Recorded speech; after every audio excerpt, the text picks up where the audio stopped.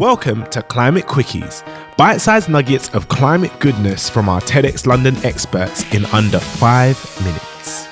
In this week's Climate Curious, TEDxLondon's Ashleigh Brown speaks to Mereseini Tuivuniwai, a storyteller on the impacts of climate change in the Pacific Islands. In conversation on the Pacific Island nation of Vanuatu, they chat about the importance of authenticity in storytelling and the resilience of local communities. Let's head over to Ashleigh and Mereseini now to hear more.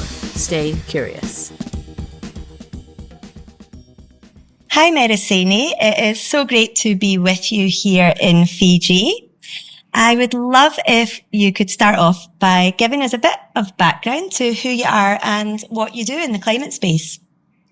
Hi, Ashleigh. It's great to be here and a great opportunity. My name is Mereseini. I am a communications consultant.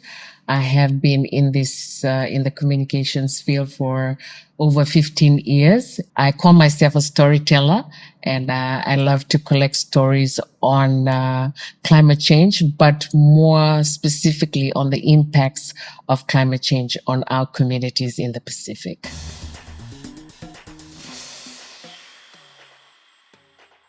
I was wondering if you feel that any of your own characteristics, such as being a Pacific Islander yourself, being a woman, being educated, do you feel that any of these characteristics influence the way that people in these communities might interact with you, or allows you to bring different perspectives or different angles to your storytelling? Definitely. I think it really contributes to understanding how people in the Pacific, and because our lifestyles are very similar. And that's how you start building your relationship before you even do your storytelling.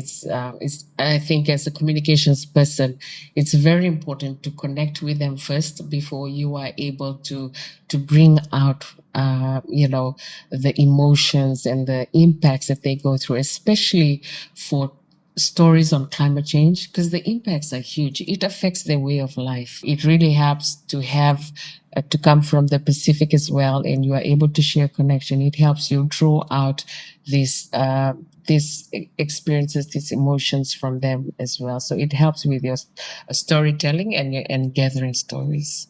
Have you learned anything about telling these climate change impact stories? And I was also interested to know if you've changed anything about the way that you tell these stories over time. I mean, connecting to the storyteller first.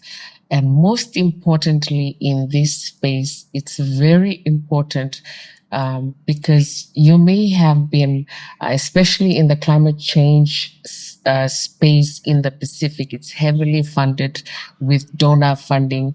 It's important that you remain authentic, that the stories that are coming out are the stories of the people and the communities that are impacted, and you are not forced to write stories based on the goals or the vision or the mission of the donors of your project. So I have been privileged to work with organizations that don't push the agenda when collecting their stories. So it's been a real great experience for me in collecting stories from Molpoi village in Vanuatu, because I feel that we have been really authentic when collecting those stories. We have been able to voice their own voices. We have been able to amplify their voices. What have they felt? What are the impacts? What have they done? And as I mentioned, Ashleigh, resilience is part of their daily lives. And sometimes, we identify the things that they go through. That's loss and damage. That's resilience.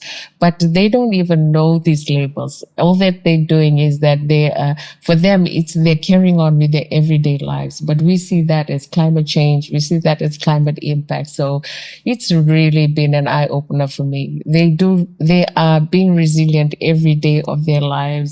And no one is even helping them. They are helping themselves, and they are not waiting for someone to come and help them, for the government or development partners to come with money. They are using their own natural resources. Landslide came, damaged their homes. What did they do? They just got bamboos and leaves and thatched their own homes up again. Nature was their own resource, and nature has been their resource. That's definitely something I've noticed being a visitor to the region. Is externally, we might hear this narrative of these climate vulnerable nations who are needing help, needing external help, needing help from the West.